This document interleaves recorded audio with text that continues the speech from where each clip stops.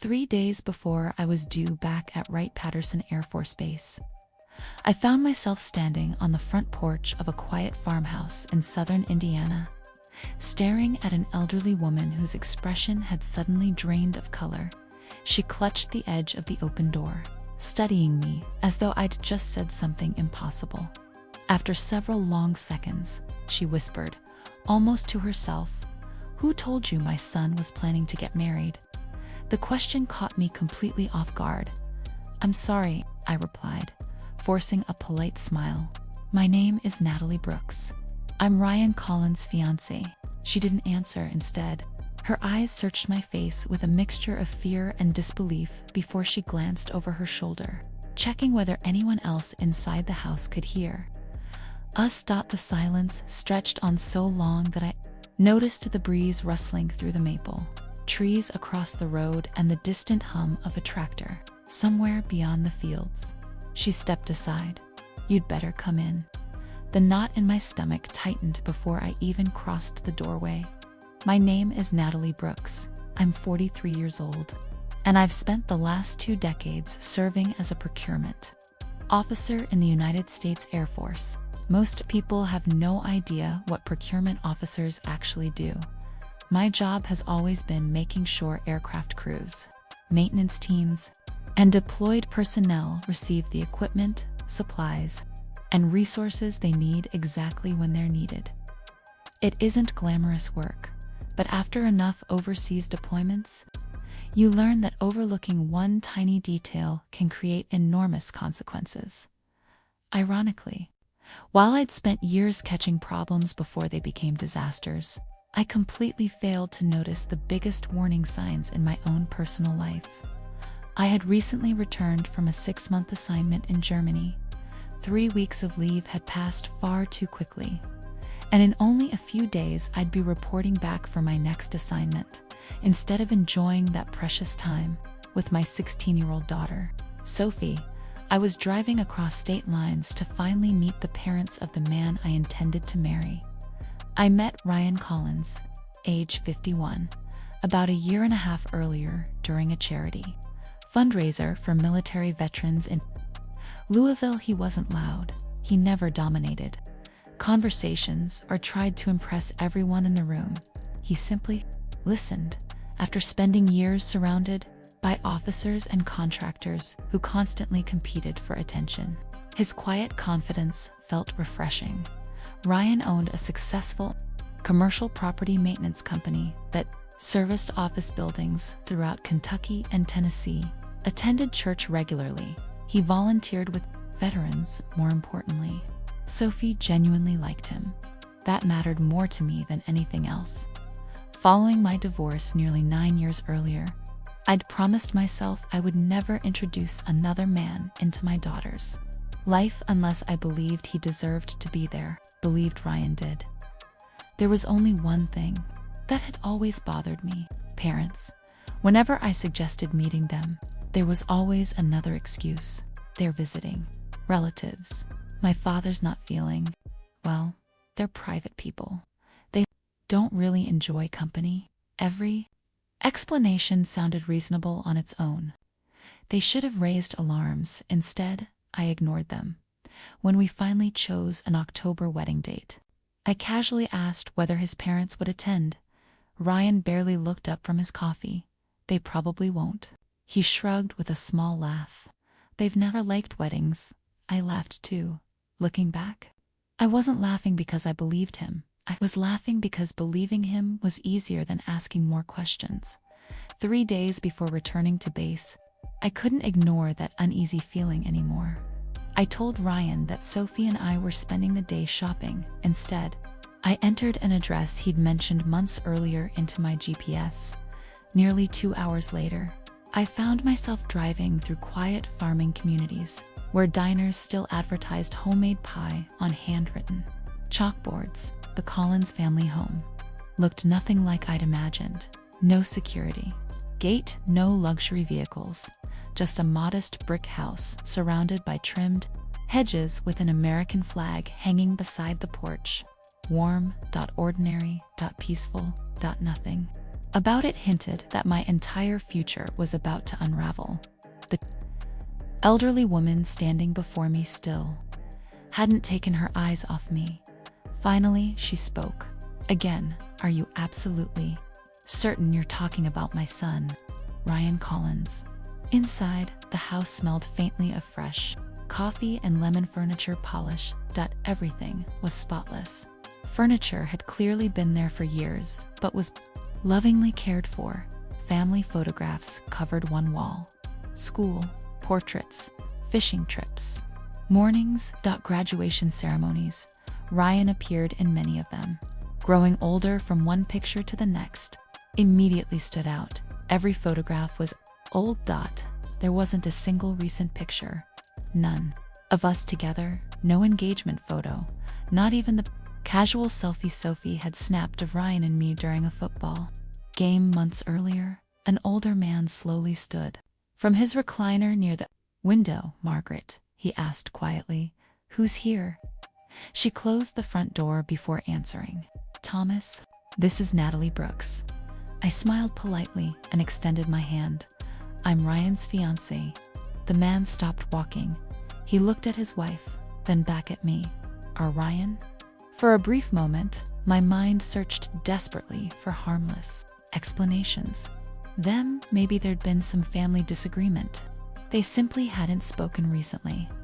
I clung to each possibility for only a few seconds. Yes, I answered. Ryan Collins. He owns Collins Property Services. Thomas frowned. No, he spoke calmly. He doesn't own that company. My fingers tightened around my purse, gently touched her husband's arm. I think we should all sit down. Margaret led me into a cozy living room where the aroma of stale coffee mixed with the scent of furniture polish. The room wasn't fancy, but it felt lived in. A hand-stitched quilt rested over the couch, and dozens of framed family photographs lined the walls. Ryan appeared in many of them as a little boy with scraped knees, as a teenager, holding a fishing pole beside his father, as a young man, wearing a graduation gown. But something immediately caught my attention. Every single photo was years old. There wasn't one recent family picture, no holidays, no birthdays, no photographs of Ryan with me, no engagement, announcement, nothing. Thomas motioned toward the sofa while Margaret quietly disappeared into the kitchen. A moment later, she returned carrying 3 mugs of coffee. I politely declined. My stomach already felt unsettled enough after we sat down. Margaret looked directly at me. How long have you known Ryan? About 18 months. And you're planning to marry him? I nodded. Our wedding is in October. Thomas leaned forward, resting both elbows on his knees. Does Ryan live with you? Yes. The couple exchanged another glance, one that made my pulse quicken. Finally, Thomas asked another question. Does he still travel during the week? Sometimes, I answered. He says he's checking on commercial properties in Louisville and Lexington. Thomas gave a quiet laugh, but there wasn't a hint of amusement in it. He always found reasons to disappear. His comment irritated me. Ryan works hard, I replied. His company keeps him busy. Margaret sighed. Natalie, we haven't actually seen Ryan in almost 2 years. I stared at her. That isn't possible. He told me he visits you every month.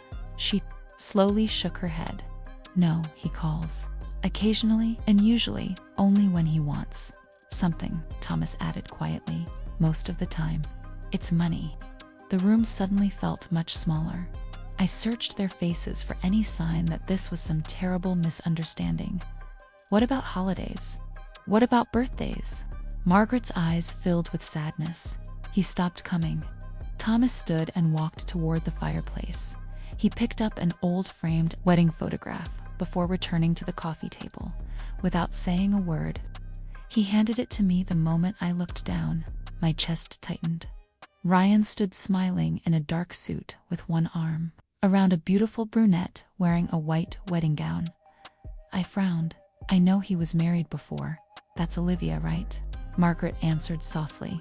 Yes. His wife.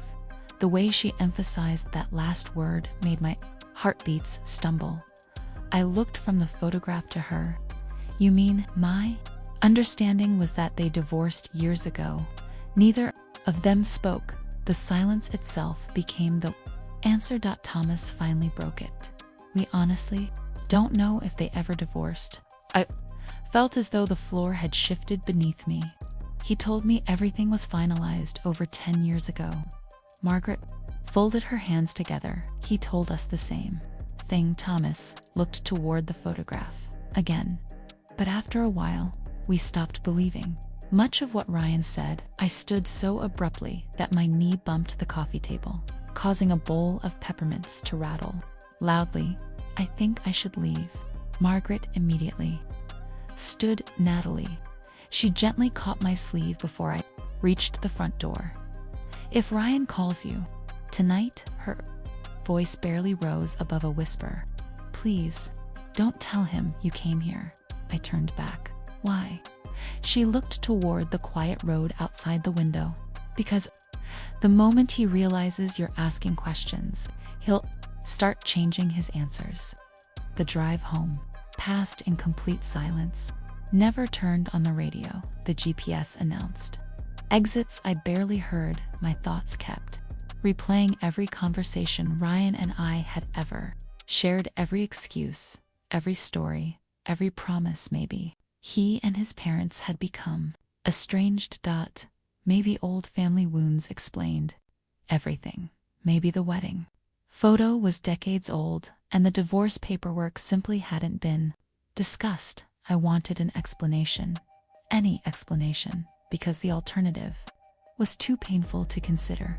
When I finally pulled into my driveway just after 6 that evening, Sophie was sitting on the front porch with our golden retriever, Cooper. She smiled the moment she saw my SUV.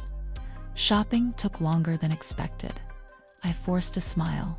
Traffic. She studied me for several seconds. You okay? After 20 years in the military, I'd become very good at hiding stress from the people around me apparently. My daughter was one of the few people I couldn't fool. I'm just tired, she nodded. Didn't press for answers.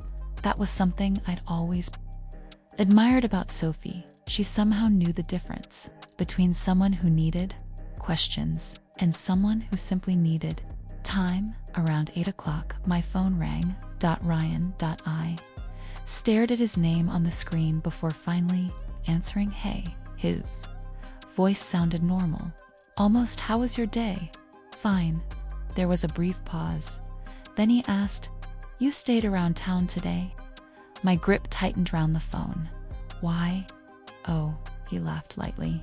No reason. I just wondered if you'd gone anywhere. My heart began beating faster.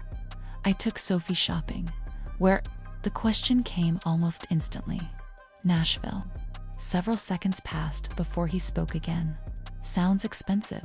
We survived. He laughed once more, but this time it sounded forced. After another minute of meaningless conversation, he ended the call. I remained standing in my dark kitchen long after the screen had gone black. Asked whether I'd gone to Indiana, but somehow it felt like that was exactly what he'd been trying to find out. Asterisk. The next morning, I woke up before sunrise. Years in the military had permanently trained my body to wake before the rest of the world. By 6 o'clock, I was already sitting on the back patio with a cup of coffee, trying to make sense of everything I'd learned the day before. The problem was that nothing made sense. Either Ryan's parents were lying, or Ryan was. And deep down, I already knew which possibility felt more likely. At 7:14 a.m., my phone rang, an unfamiliar Indiana number. I answered immediately. Hello, Natalie. It was Margaret. Her voice sounded tired, like she hadn't slept. I hope I'm not bothering you. Not at all. A long pause followed, then she sighed. I've been thinking about yesterday all night, so have I. I should have told you more. I sat up straighter. What do you mean? Another pause. I think we need to meet again. My eyes drifted toward the kitchen window, where Sophie was making breakfast before leaving for volleyball practice. I'm not sure that's a good idea. I understand. Margaret's voice trembled slightly. But if you're planning to marry my son, you deserve the truth. Those words settled heavily in my chest. The truth about what? I can't explain everything over the phone. I hesitated, then asked the question that had been haunting me since leaving her house. Is Ryan still married? Silence. Not denial, not confusion. Silence, a chill ran through me. Margaret, I'd rather show you. That answer frightened me far more than a simple yes ever could. By noon, I was driving back toward Indiana this time.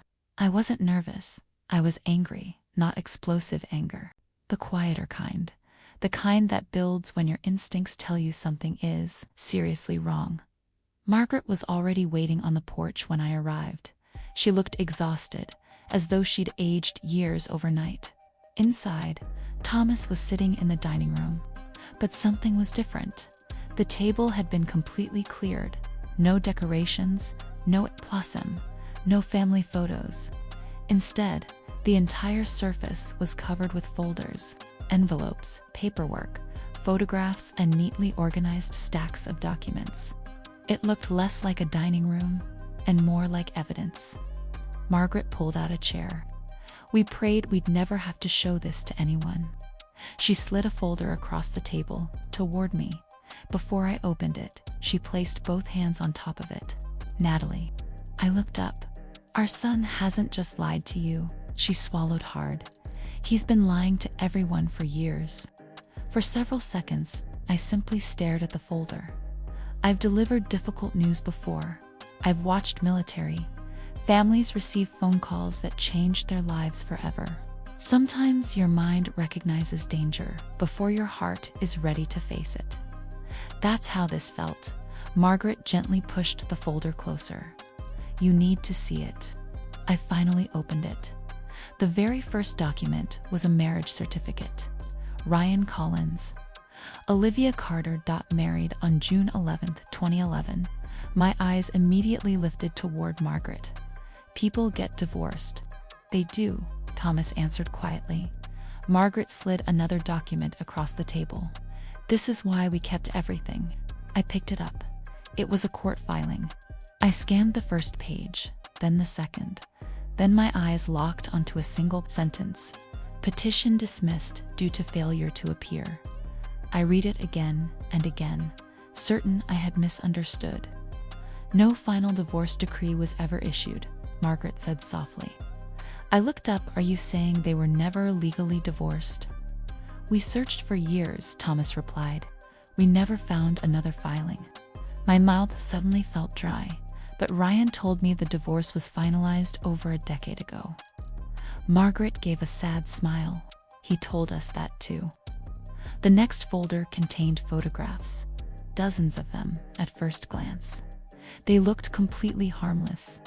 Pictures of Ryan standing beside moving trucks, Ryan holding keys in front of a house, Ryan posing beside expensive vehicles, Ryan shaking hands with business owners. Normal life, except every photo was dated, and the dates revealed something strange. Many of the photographs had been taken during periods when Ryan had claimed he was struggling financially, yet somehow, there he was, living like someone with money. The deeper I dug into the documents, the worse things became. Collection notices, tax problems, debt letters. Financial warnings. Thomas sighed. He always cared more about appearances than reality. I kept flipping through the paperwork. None of it directly proved he'd lied to me. Not yet. Believe he'd somehow changed. I hated that part of myself, especially when it's attached to someone who doesn't deserve it. Margaret disappeared into another room. A few moments later, she returned carrying a small cardboard box. She placed it in front of me. I almost threw these away. Inside were dozens of unopened cards and letters. Birthday cards, Christmas cards, handwritten notes. Most had never even been opened. Every single one was addressed to Ryan. He never read them. Margaret slowly shook her head. He stopped coming home. Her voice cracked, but I kept sending them anyway. As a mother, that sentence hurt more than any document I'd seen all day. I couldn't imagine Sophie refusing to speak to me for years. I picked up one envelope. The postmark was from 2020. Inside was a Christmas card. Simple, heartbreaking. We love you. If you're struggling, come home. No questions asked. I carefully placed it back inside. The room suddenly felt very quiet. Finally, I looked at both of them. I'm still missing something. Margaret waited. If Ryan hasn't spoken to you in years, why would he tell me he visits every month? Neither answered immediately. Eventually, Margaret looked out the window. Because if you believed he had a close family, she paused, you'd trust him more. The realization hit me instantly. Every story, every holiday memory, every Sunday dinner, every gift he'd supposedly received from his parents, every conversation about helping his father around the property, all of it fabricated. I stood and walked toward the window. Outside, an old Labrador slept beneath a tree. The peaceful scene somehow made the lies feel even uglier. After several moments, I turned back toward them. If Ryan calls today, Thomas folded his arms. What do you want us to do? I considered it, then shook my head. Nothing. Margaret looked surprised. You don't want us to confront him? No. Years in uniform had taught me something valuable. When you're gathering information, you don't warn the person you're investigating. You let them keep talking, keep moving, keep believing everything is fine, because that's when people make mistakes. I need to hear this from him. Thomas slowly nodded. Margaret reached across the table and squeezed my hand. I'm sorry, you're caught up in this. So am I. I gathered my purse and prepared to leave. Then Margaret suddenly stopped me. Oh, there's one more thing. My stomach tightened immediately. She disappeared down the hallway and returned carrying an old photo album. Without speaking, she opened it to the final page. There was a photograph of Ryan, but this wasn't another wedding picture. And he wasn't standing beside Olivia. He was holding the hand of a young boy, maybe 5 years old. The child was smiling proudly beneath a baseball cap. I stared at the photo, then looked at Margaret. Who's that? Her eyes immediately filled with tears. She took a shaky breath. Our grandson. I felt the blood drain from my face. Ryan had never once mentioned having a child. Not once, and suddenly, I realized the lies were much bigger than I'd imagined. Asterisk. I didn't sleep that night. Every time I closed my eyes, I saw the little boy in the photograph. Ryan stood beside him with his arm around the child's shoulders, both of them wearing matching baseball caps and grinning after what looked like a little league game. It wasn't a staged family portrait. It was genuine, the kind of smile you can't fake. It was the same man who had spent the last year telling me he regretted never becoming a father. He had even joked that if we'd met 10 years earlier, we'd probably have had children together. Now, I didn't know which version of Ryan was real, the devoted father in the picture, or the man I'd been living with by 6 the next morning. My kitchen table looked more like a command center than a breakfast nook. A yellow legal pad sat beside my laptop, covered with notes. Military training had taught me one thing above everything else. When emotions cloud your judgment, rely on facts. I drew 2 columns. Facts, things Ryan told me. The second list grew much faster than the first. According to Ryan, he visited his parents every month. His divorce had been finalized years ago. His company was expanding. He'd never had children. He had no financial problems. By comparison, the facts I could actually verify filled only half a page. That realization bothered me more than anything. How had I accepted so many stories without ever checking any of them? The sound of cereal pouring into a bowl interrupted my thoughts. Sophie walked into the kitchen wearing oversized sweatpants and one of my old Air Force hoodies. She glanced at my notebook, then smiled. "You're doing the investigation thing again." I looked up. "The investigation thing? Yeah." She grabbed a spoon. "The face you make whenever you think somebody's lying." I couldn't help smiling. I didn't know I had one. "Oh, you definitely do." She sat across from me. For several seconds, she quietly ate her cereal before asking, "This is about Ryan, isn't it?" I considered brushing the question aside, but she'd always been mature for her age. She deserved honesty. I found out he hasn't been truthful with me. She wasn't shocked, not even a little. Instead, she slowly nodded. "I wondered when you'd figure it out." Those words made me freeze. "You noticed something." "I couldn't prove anything," she admitted. She searched for the right words. "He always seemed like he was performing." "What do you mean?" "You know when somebody laughs a little too hard or tells stories that sound rehearsed? He did that." I listened carefully. There were little things like, "What?" He'd ask me questions he'd already asked before. He'd tell the same story twice, except the details would change. She shrugged. "I figured maybe he just forgot." Then she looked me in the eyes. "But sometimes it felt like he was trying to become whoever people wanted him to be." Her words stayed with me long after she'd left for school. Children notice inconsistencies adults often ignore. Adults explain. Kids simply observe. Around 10 that morning, my phone buzzed. "Margaret, I've been thinking about yesterday," she said. "So have I. I think there's someone you need to meet." I already knew who she meant. "Olivia, yes." There was hesitation in her voice. "I called her this morning." My grip tightened around the phone. "And she agreed to meet you." I blinked, just like that. Margaret sighed. "I don't think you're the first woman who's tried to understand Ryan." The words settled over me like a heavy blanket. "What do you mean?" She hesitated. "You're the first woman who's come to our front door, but not the first one whose heart he's broken." 2 hours later, I was driving north toward a quiet suburb outside Cincinnati. Margaret had arranged for us to meet at a small family-owned cafe tucked beside the interstate, the kind of place where everyone seemed to know each other by name. When I walked inside, I recognized Olivia immediately. She looked remarkably ordinary, mid-40s, simple blue sweater. Hair pulled back, no expensive jewelry, no dramatic makeup. Nothing about her hinted at years of emotional turmoil. She stood as I approached. "You must be Natalie." I nodded. "I'm sorry we have to meet under these circumstances." To my surprise, she smiled. "So am I." We ordered coffee. Neither of us touched it. For nearly a minute, we simply sat there, studying one another. Finally, I asked the question that mattered most. "Were you really married to Ryan?" "Yes." "And are you divorced?"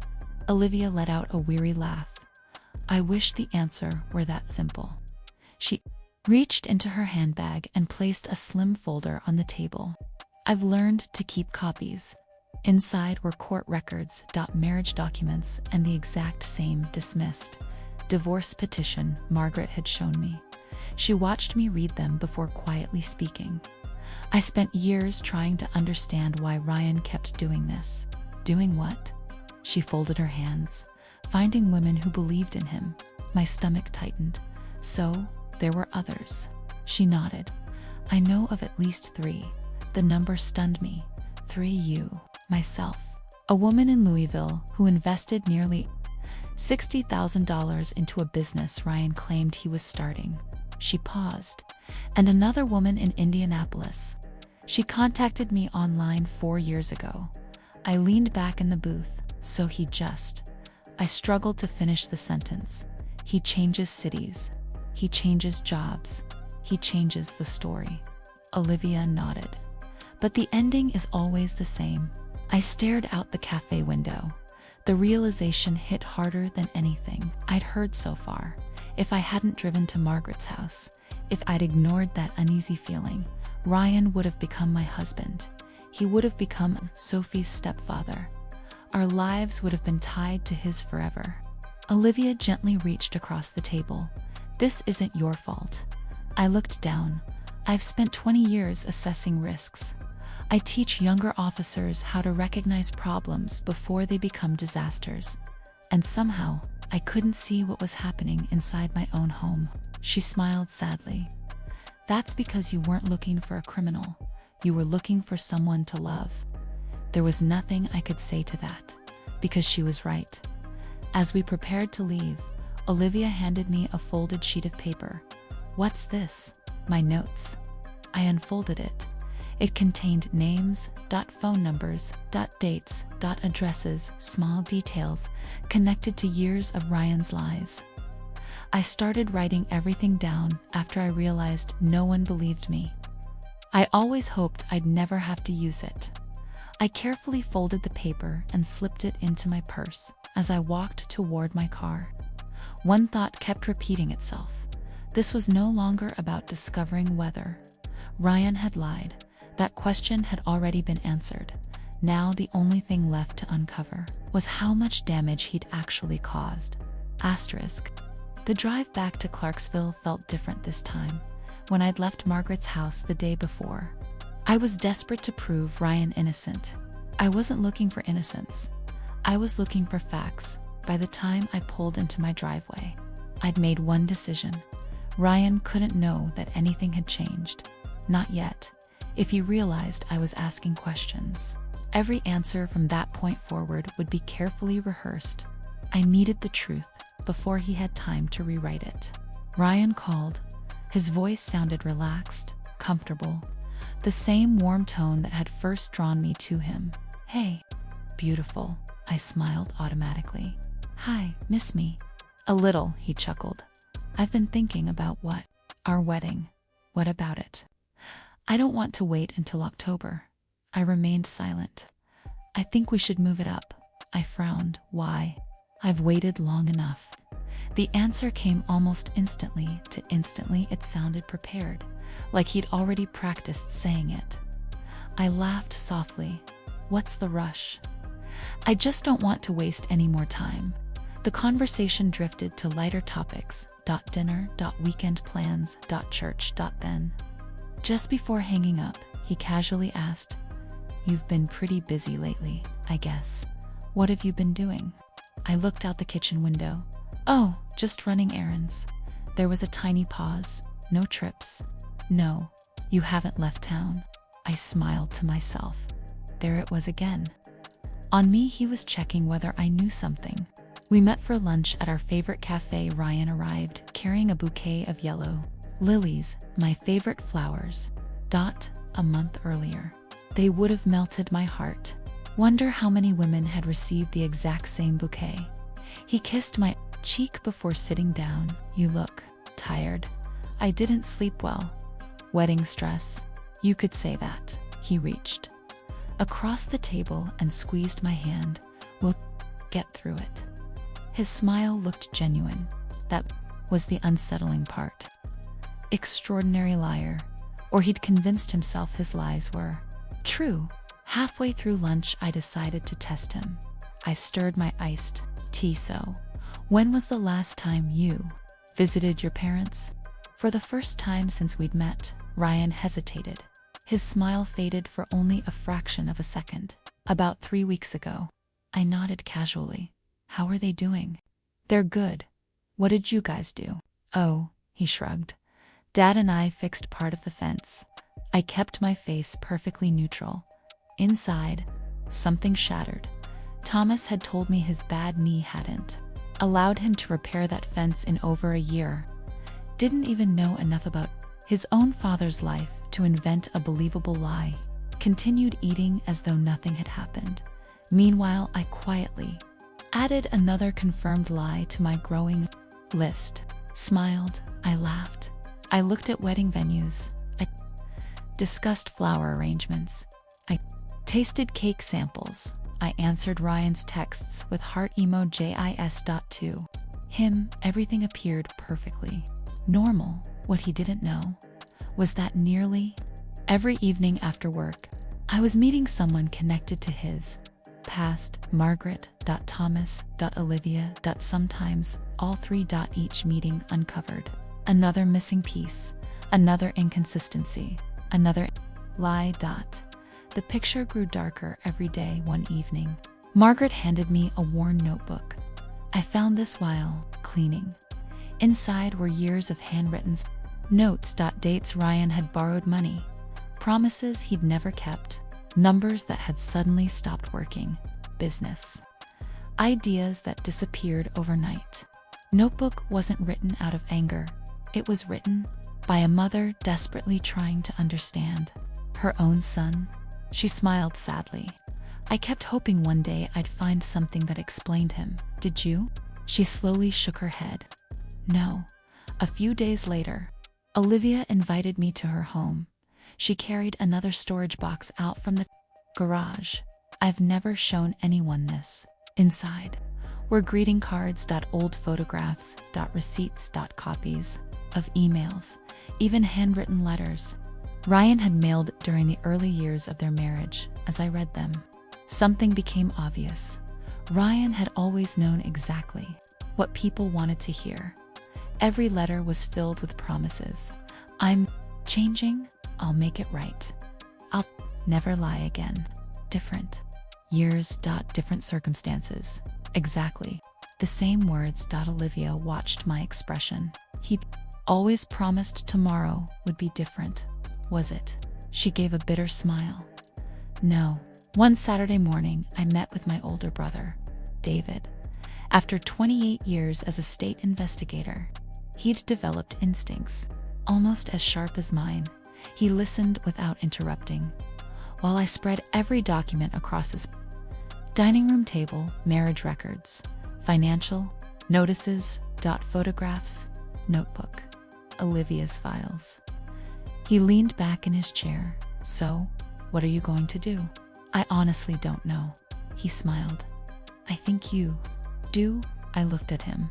You're already investigating him. I'm gathering facts. Exactly. David folded his arms. And once you gather enough facts, you'll know exactly what comes next. Driving home that evening, I realized something had quietly changed inside me. 2 weeks earlier, I wanted answers because I loved Ryan. Now I wanted answers because I no longer knew who Ryan really was. The man I'd planned to marry was slowly disappearing. In his place stood a complete stranger, and somehow that hurt even more than the lies. By the end of September, I had stopped asking myself whether Ryan loved me. That question no longer mattered. The one that did was far more unsettling. How many lives had he quietly walked through, leaving damage behind before moving on to someone new? Every answer seemed to uncover 2 more questions. Yet one mystery refused to leave my mind. The little boy in the baseball photograph. 3 days later, Margaret called. I spoke to Ethan. I immediately knew who she meant. My grandson. I sat down before answering. What did he say? He was surprised. I imagined he would be. He didn't know Ryan was planning another wedding. I closed my eyes. Does he want to meet me? There was a brief silence. He said yes. The following afternoon, I drove to a quiet riverside park just outside Louisville. It wasn't crowded. A few joggers passed along the walking trail, while families fed ducks near the water. I spotted him immediately. Tall, lean, dark hair. For a split second, I thought Ryan was walking toward me. The resemblance was impossible to ignore. But as Ethan got closer, one difference became obvious. His eyes, they carried a kindness I'd never truly seen in his father's. He stopped a few feet away. Natalie. That's me, he smiled awkwardly. My grandmother says we're connected in a strange way. I laughed softly. I suppose we are. The awkwardness faded almost immediately. Neither of us wanted to be there because of Ryan. We were there despite him. We walked slowly along the river. I honestly didn't know Dad was engaged, Ethan admitted. I didn't know you existed. He laughed quietly. Fair enough. For several minutes, we talked about ordinary things. College, work, cars, heat, was studying automotive technology, and worked weekends repairing transmissions at a local garage. It was easy conversation, natural. Nothing like talking to Ryan. Eventually, I asked the question that had been weighing on me. When was the last time you saw him? Ethan shrugged. Almost 2 years. Has he called? A couple of birthdays. What about holidays? He smiled sadly. He usually sends a text. Sometimes nothing. We sat on a bench overlooking the river. For a while, neither of us spoke. Finally, Ethan broke the silence. You know, when I was little, I kept thinking the next visit would be different. I looked at him. He'd promised to come to my baseball games or my school plays. He always sounded sincere. He picked up a small stone and tossed it into the river. Eventually, I stopped expecting him. The words hit harder than I'd expected. No child should ever have to lower their expectations simply to avoid disappointment. My grandparents were always there, he smiled. They're the reason I turned out okay. That sounded exactly like Margaret and Thomas, steady, reliable, the complete opposite of their son. As we prepared to leave, I hesitated. There's something I need to ask. Ethan looked at me. It's uncomfortable. I've had plenty of those conversations. I took a slow breath. If I decide to confront your father, would you be willing to be there? He didn't answer immediately. Instead, he stared across the river. I'm not interested in embarrassing him. I understand. I'm not looking for revenge. Neither am I. Another long silence. Then he nodded.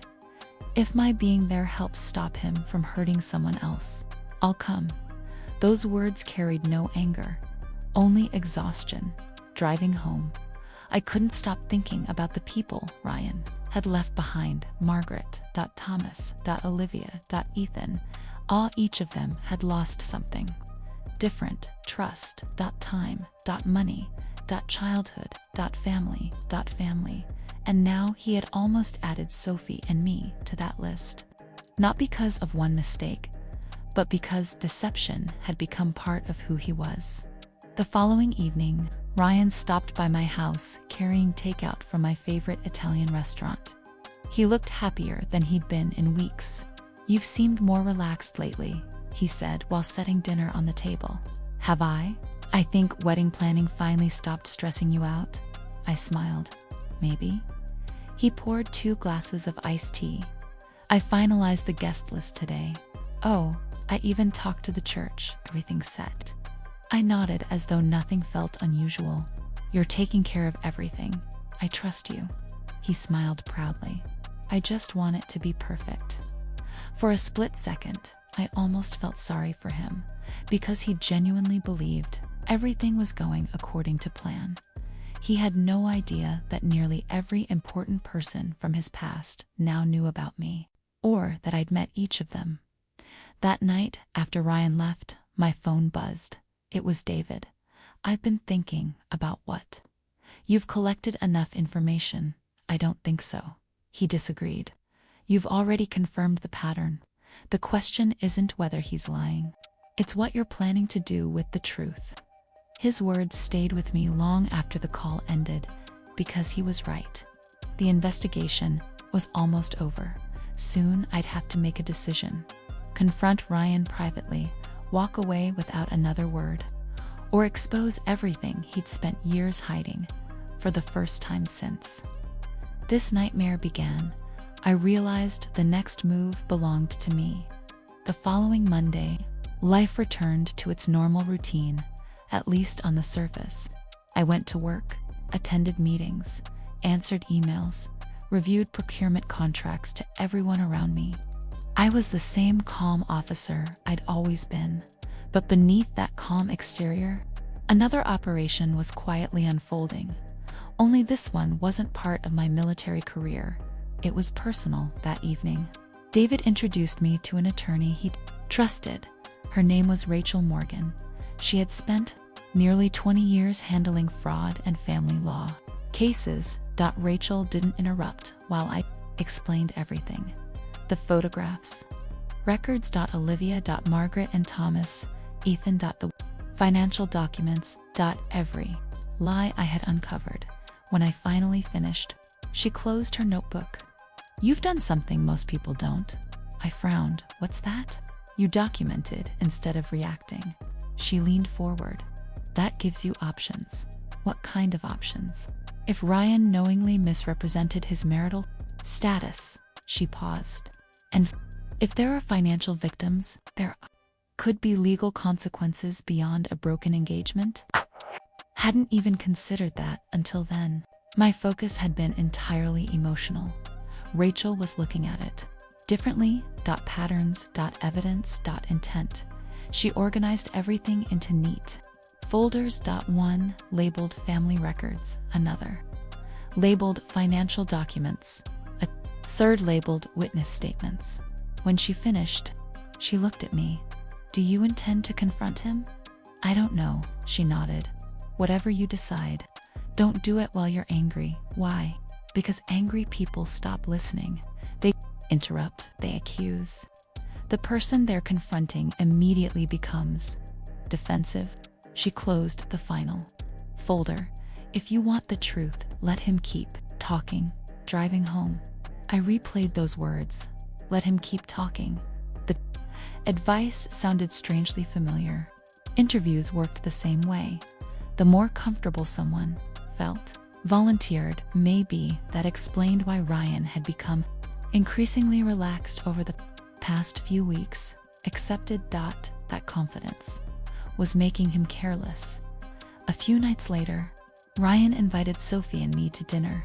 He had reserved a table at a small steakhouse overlooking the river. Throughout the meal, he seemed unusually cheerful. "I've got some good news." Sophie looked up. "I finally signed a contract for a new commercial project." "Congratulations," I said. "It's a big one." He smiled proudly. "If everything goes well, we'll be looking at houses next spring." He reached across the table and gently squeezed my hand. "I want us to start fresh for just a moment." Believed his own words. Lying had become so natural that he no longer recognized the difference. On the drive home, Sophie stared out the passenger window. Finally, she spoke. "Can I ask you something?" "Always." "Why are you still acting normal?" I smiled, because sometimes the truth arrives faster when people think you're not looking for it. She considered that for several seconds. "That's kind of scary." I laughed softly. "It can be." The next morning, Rachel called. "I found something." My pulse quickened. "What?"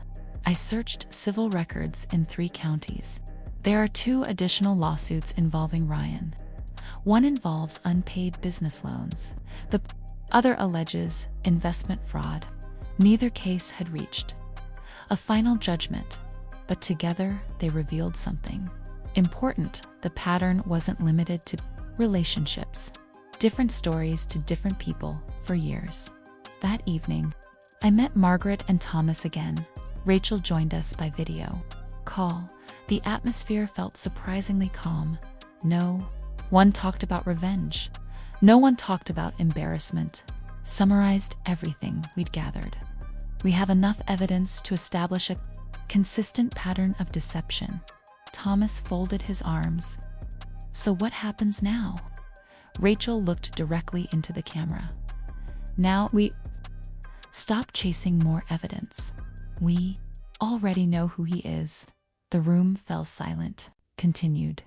"The next step isn't proving he's lying, it's allowing him one final opportunity to tell the truth."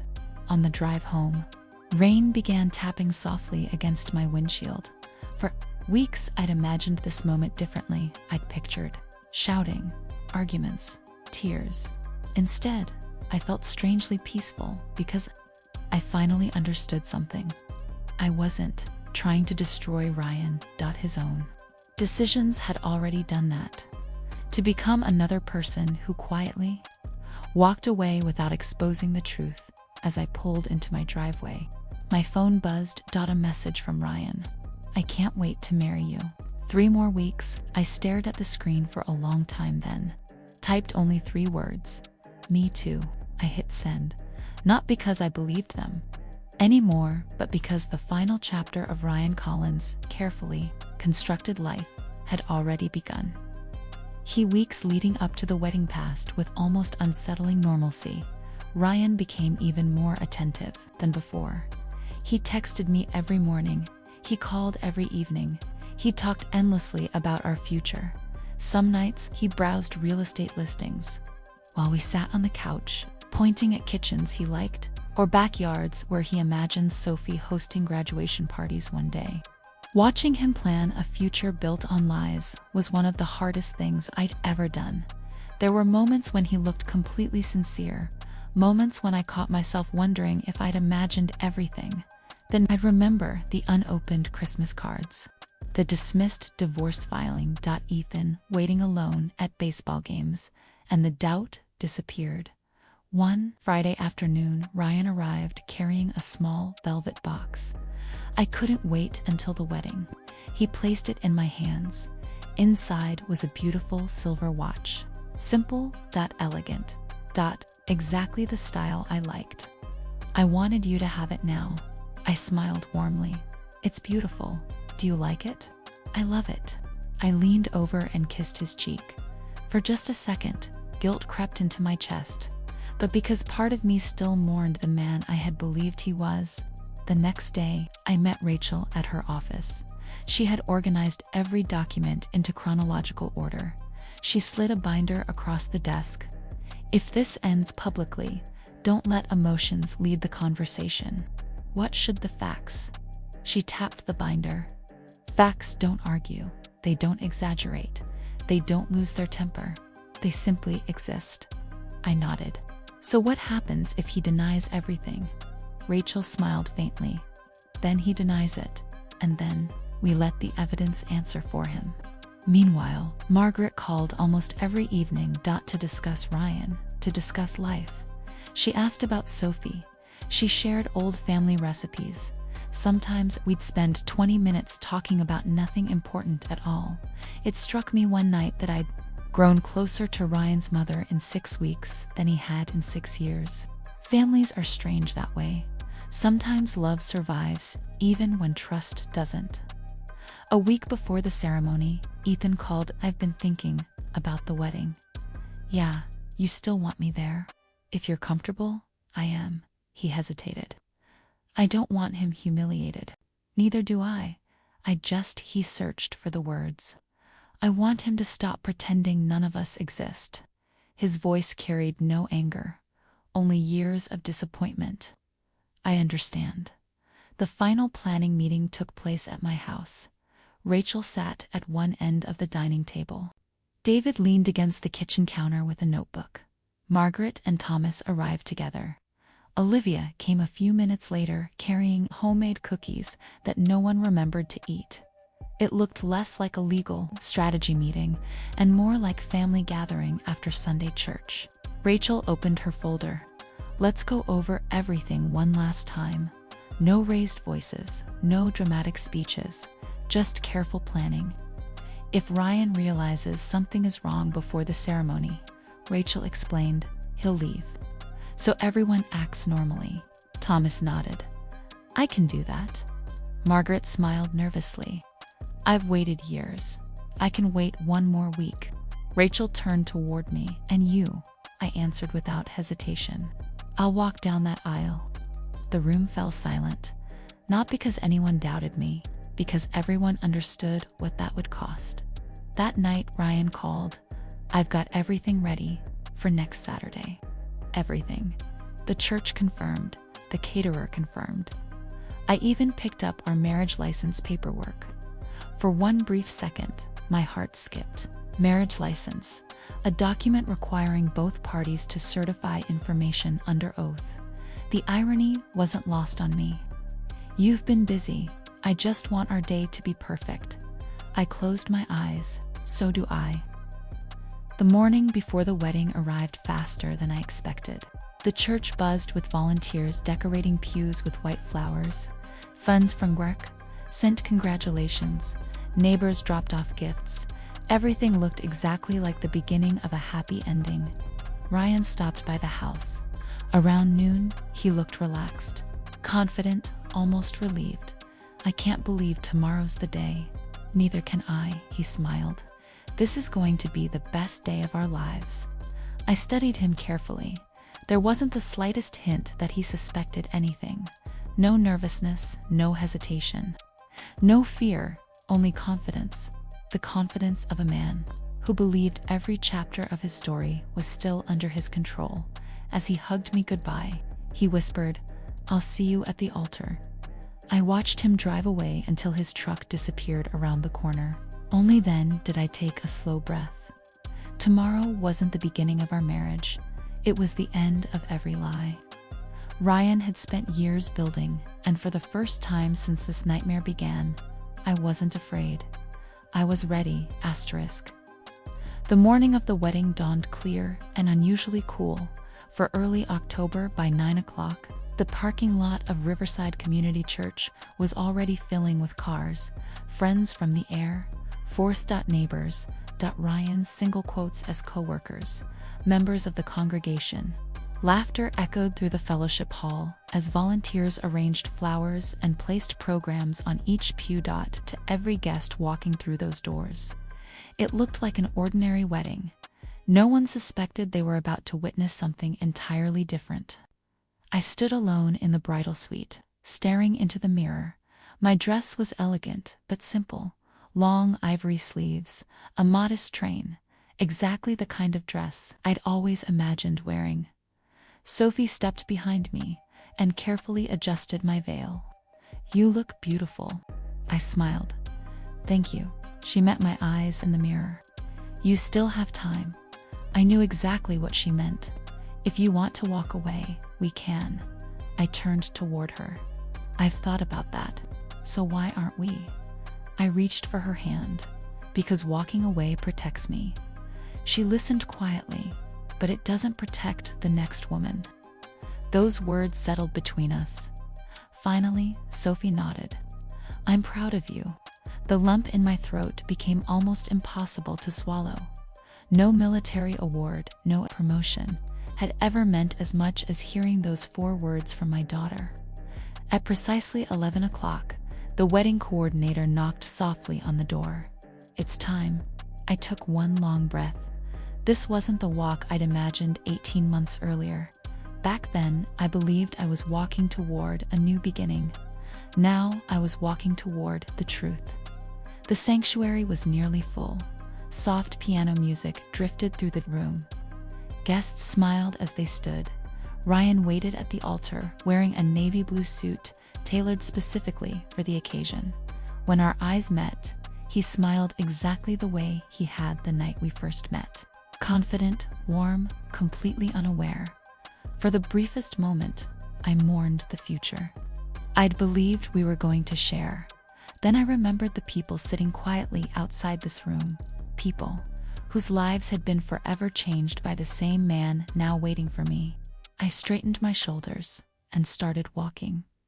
The ceremony began exactly as planned. The pastor welcomed everyone. A hymn was sung. The congregation settled back into their seats. Ryan reached for my hands. His grip was steady. He leaned closer and whispered, "You look incredible." "Thank you," the pastor smiled. "Dearly beloved." Before he could continue, the heavy wooden doors at the back of the sanctuary slowly opened. Every head turned. Margaret entered first. She wore a light blue dress and walked calmly down the center aisle beside Thomas. Neither of them spoke. Neither looked toward Ryan. They quietly took seats in the final pew. Ryan's smile vanished instantly. The color drained from his face. He stared at them in disbelief. Barely above a whisper, he asked, "What are they doing here?" I didn't answer. The pastor glanced toward me, confused. I simply gave him a reassuring nod. "Please continue." He hesitated before looking back at his notes. "We are gathered here today." Again, the church doors opened. This time Olivia walked inside. She wasn't dressed for a celebration. She wore a dark navy blazer and carried a slim leather folder beneath. One arm. Quiet whispers spread through the sanctuary. Several guests exchanged puzzled looks. Ryan's breathing noticeably changed. He leaned toward me. Natalie, what is this? I kept my eyes forward. You'll see. His fingers slowly slipped away from mine. Before anyone could speak, the doors opened one final time. A young man entered beside David. Tall, dark, haired, confident. Several guests looked from the young man to Ryan, then back again. The resemblance was unmistakable. A wave of murmurs swept across the sanctuary. Ryan took an involuntary step backward. His voice cracked. No. For the first time all morning, fear appeared in his eyes. The pastor quietly stepped away from the altar. I think perhaps we should pause. I agree. His confidence had disappeared. This isn't funny. No, I met his eyes. It isn't. You've spent years controlling every version of your story. I took one slow step toward him. Today, you don't get to control this one. The room became so quiet that the air conditioning was louder than the whispers. Ryan looked toward the side exit. David noticed immediately. Without saying a word, he calmly moved into the aisle. Not threatening, simply present, blocking the easiest escape. Ryan understood. The message. There would be no disappearing today. Olivia slowly walked toward the front of the church. She stopped several feet away. For a long moment, neither of them spoke. Finally, she looked directly at him. You introduced me as your ex-wife, Ryan swallowed. You are. Without saying another word, Olivia opened the leather folder. She removed a certified copy of the county court records, then handed them to the pastor. The pastor looked down. His expression immediately changed. Olivia spoke quietly. The divorce petition was filed, but it was never finalized. Ryan shook his head. That's not true. Rachel Morgan rose from the second row. It is every eye in the sanctuary shifted toward her. I personally verified the records with the county clerk. She held up another certified copy. There is no final divorce decree. The whispering throughout the church grew louder. Ryan looked around desperately. Anyone did defend him. No one moved. Then Margaret slowly stood. Her voice trembled. Not from fear, from heartbreak. We waited years hoping you'd come home. Ryan couldn't even look at her. We would have forgiven almost anything. Tears filled her eyes. But you never stopped lying. Thomas remained silent. He simply lowered his head. The disappointment on his face said everything words couldn't. Then Ethan stepped forward. The sanctuary fell silent once again. He stopped only a few feet away from his father. I don't want your money. Ryan stared at the floor. I don't want excuses. Still nothing. Ethan swallowed hard. I've only ever wanted one answer. Ryan finally looked up. Why wasn't I enough? The question echoed through the sanctuary. No shouting. No accusations. Just one son asking the question he'd carried. Since childhood, Ryan opened his mouth, closed it, looked toward the exit, then toward the floor. He never answered, because there wasn't an answer that could undo years of absence. For the first time in his life, every lie he'd ever told had run out of places to hide. For several long seconds, no one spoke. The sanctuary, which only minutes earlier had been filled with quiet excitement and wedding music, had become completely still. Ryan stood in the center of the altar, surrounded not by enemies, but by the consequences of his own decisions. He looked toward me, then Olivia, then Ethan, finally his parents. There was nowhere left to look. Ryan rubbed both hands across his face. This isn't what it looks like. The sentence sounded weak, even to him. Rachel folded her arms. Then explain it. He pointed toward the court records. The divorce, it was supposed to be finalized. Olivia shook her head. It wasn't. You knew it wasn't. Ryan's voice grew louder.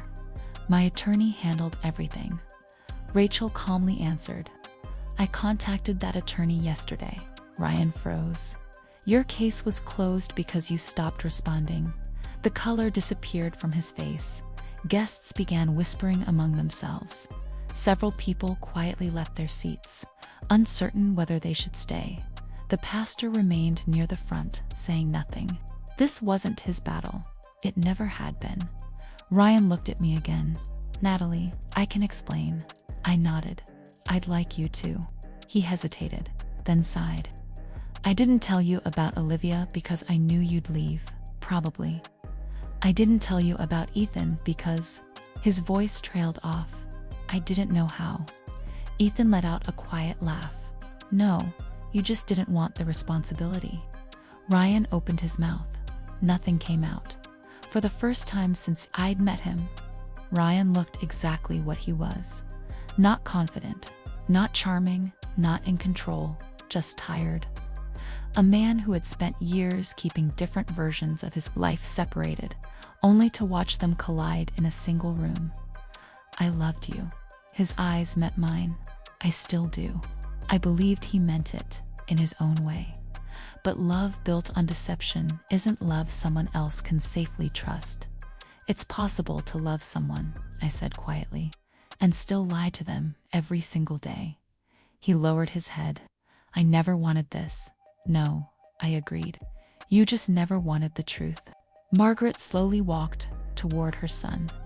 For a moment, I thought she might hug him. Instead, she gently placed one hand against his arm. "We've spent years praying you'd finally stop running." Tears rolled down her cheeks. "We weren't asking for perfection. We were only asking for honesty." Ryan couldn't even meet her eyes. "I'm sorry," she nodded sadly. "I know. But being sorry and changing, they're not the same thing." Thomas finally spoke. It was the first time he'd addressed his son all morning. "When you were 12, you broke the neighbor's window playing baseball." Ryan looked up. "I remember. You came home terrified." Thomas smiled faintly. "You thought I'd punish you. I told you something instead." Ryan remained silent. Thomas continued. "I said, the mistake isn't what defines you. What defines you is what you do next." He looked around the sanctuary. "You've spent 30 years protecting mistakes instead of fixing them." The room fell silent once again. Even the guests, who barely knew Ryan, seemed to understand they were witnessing something much deeper than a failed wedding. This wasn't about one relationship.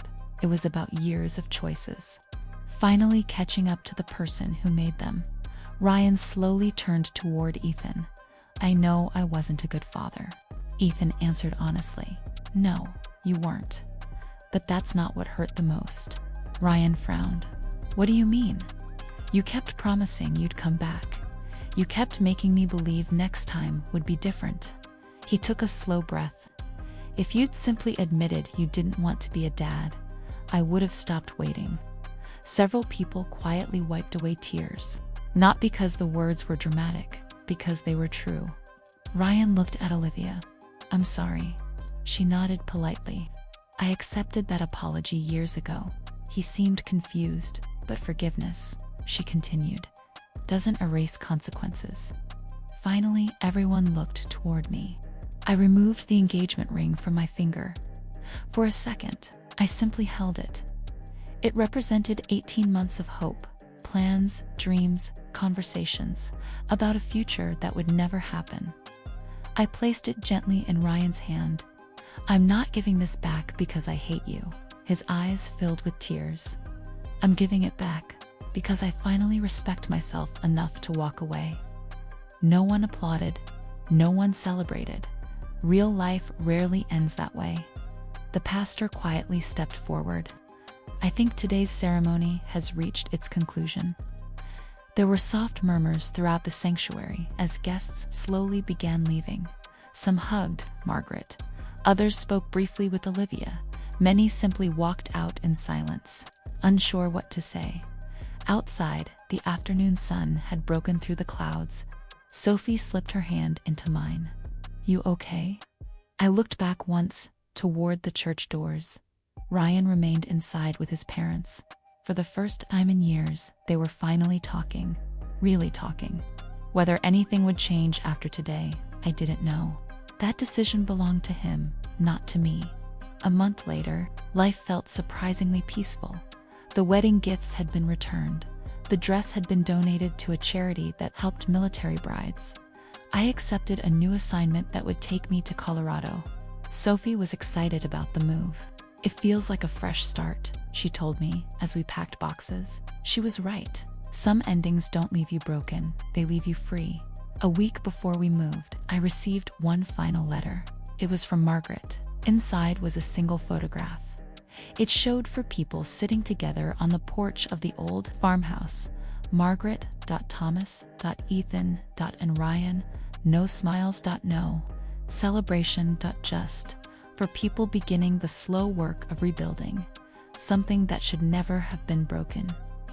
Tucked behind the picture was a handwritten note. "Thank you for telling the truth with dignity. Sometimes honesty hurts before it heals. We'll spend the rest of our lives hoping our son chooses a different path. Whatever happens, you gave him the one thing no one else could, a moment when he could no longer hide from himself." I folded the letter carefully, not because it erased the pain, but because it reminded me of something I'd learned after 20 years in uniform. Courage isn't only facing danger. Sometimes courage is walking away from the future you wanted because you've finally seen the truth. And while I never became Ryan Collins' wife, I left that church with something far more valuable: my peace.